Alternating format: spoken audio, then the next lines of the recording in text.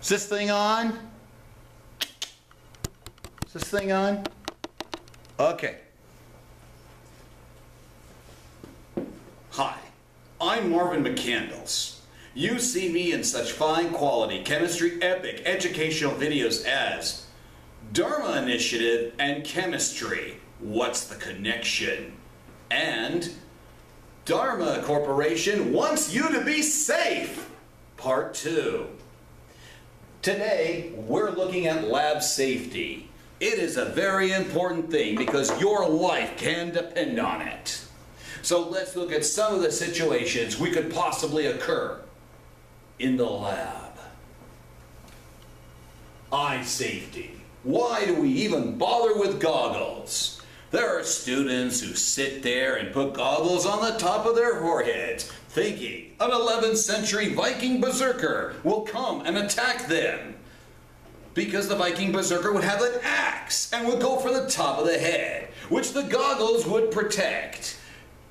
Too bad that the eyes are not protected. Then there are other students who take their goggles and they wear it around the throat, for they believe that a ninja assassin will come and take them out in the throat, or maybe somebody throws a lucky punch in the windpipe. Too bad the eyes aren't protected. Let's take a look at Carol. Carol here never wore her safety goggles. Now she doesn't need them anymore. Had she worked for the Dharma Corporation Lab Safety Team, she would have known that she needed to wear goggles for lab safety and for protection. Real life, this guy ended up injuring his eye. I don't know the story behind it, other than he injured his eye. To prevent this from happening, that's why we wear goggles. Notice this cat. This cat is very smart. The cat is wearing safety glasses and says to the fate, I don't think so. Pikachu is about to cry because this guy made an inappropriate choice and is now going to regret it. Okay, your goggles are off. You had something go and hit you in the eye. That 1 in a million shot. What do? Well, you're going to use the eye wash. We do have the eye wash in the lab. Where in the lab is it? When you walk in, it's right next to the shower. Oh, how do we use it? Like so. You're going to go over, you're going to stoop over, open up your eyes, and somebody is going to turn on the switch right here. In fact, this is the exact model of the eye wash station that we use here at Western Christian High School. Because eye safety, you can't replace your eyeballs. You were born with 2 Mark I eyeballs. You lose them, you are not getting it back. Very important. That is why you want to wear your goggles. You never know. The narwhal might be in the lab, and you know what narwhals can do.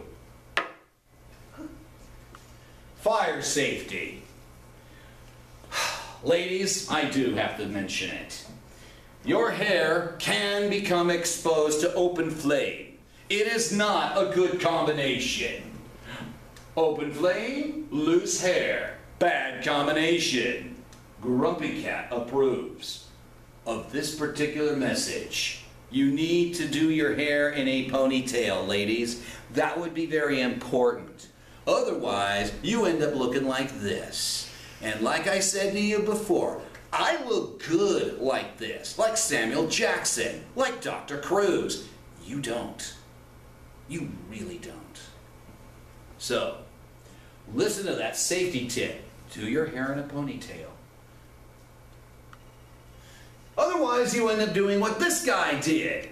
He's right behind the burn. Look, the flame is reaching his face and he's screaming out in pain. Oh, but hey, on the bright side, he's got his goggles on.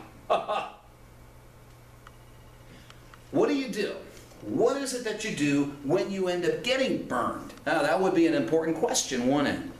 Well, where burns can happen at any time and under any circumstances. Usually it's boiling water or flame.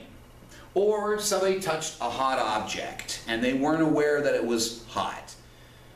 What do? Well, first, letting me know would be a good idea. Let your instructor know that it happened. The instructor's not going to laugh at you or make fun of you, okay? I'm not going to do that. No instructor will do that. But we are going to direct you to a sink, and you're going to turn on the cold water, and you are going to run cold water over the burn, like so. Okay? Why would we do that? Well, the idea of a burn is your body has absorbed a whole bunch of heat in a very short period of time. You got a lot of heat energy in you, and now you're feeling it, and your nerves are telling you, hey, stupid, you just burned yourself. Do something about it. That's why you got to go and put your hands, or whatever body part it is that's been burned, under the sink. Under the sink, under the faucet, turn it on, let that nice cold water. Forget the drought, okay? Just forget about the drought. Just let the cold water roll through. Look, seriously, one year there was a beaker of boiling water. It slid off the ring stand, landed on the countertop. The boiling water went over the counter, and the young lady ended up, 2 young ladies were injured. One ended up getting burns on her fingers, and the other lady ended up not wearing closed-toed shoes. The water went over the counter and landed on her toes. And I had both of them go and do the running under the cold water, and they had to come in and put in some burn cream. Now they were okay, because it was very quick, but the idea is, how do you respond when you do have a burn? Because going around going, isn't going to do you any good. It's just going to make you look weak and stupid. Go in, get the immediate first aid. That's what you need to do.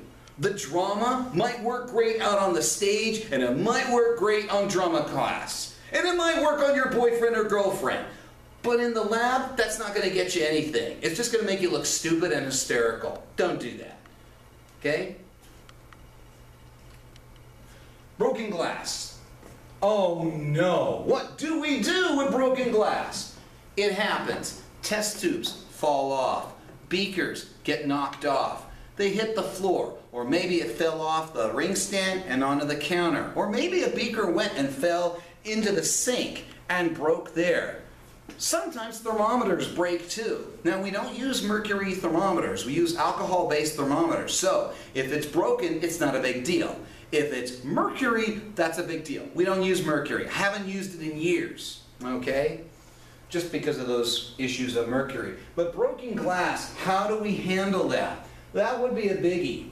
The first thing you want to do is don't touch the thing with your fingers. I realize it might be tempting to pick out the bigger pieces of glass, but you've got jagged, sharp edges. I don't have the desire to go and have you guys cut yourselves. I don't have the desire to go cut myself. What's the safest thing that you can do? Well, you can go ahead and use a broom and a dustpan, okay, and sweep up if it's on the floor, let's say, or maybe on the counter. Now, what if it's in the sink? You could use the crucible tongs and pick out the pieces, okay? And the thing is, we do have a sharps container in the lab. That's the red box that's over by the shower. I will show that to you guys in the lab. That's a very important thing because we can't just simply throw broken glass away in the trash. Cannot do that. Reason is because people can get cut. But it's not so much people getting cut. It's the possibility of viruses or disease can be transmitted via bloodborne pathogens. That's why we are careful about dealing with sharps. Sharps cover broken glass, it covers needles. We don't use needles obviously here. We have dissecting pins for baby bio when they go and stick the little froggy into the pan, okay, so he won't move, okay. But that's about it. And you know, and the scalpel blades, you know, for those people who sit there and they want to do their biology thing. Same thing for the anatomy guys when they do their thing, and of course the AP bio, which I refer to as player bio. Imperial Guard still rules. Stay safe, guys. That's a very important thing because, you know, I'm approving it, Pikachu is approving it, and even Insanity Wolf is good to go with it. If you stay safe, you're going to have a much better experience for labs. But remember, pay attention, be careful, and above all else, learn some chemistry. All right. Time to sign off. Marvin McCandles is signing off with the narwhal. Narwhal! See, I didn't yell or scream, but I have the narwhal coming at you.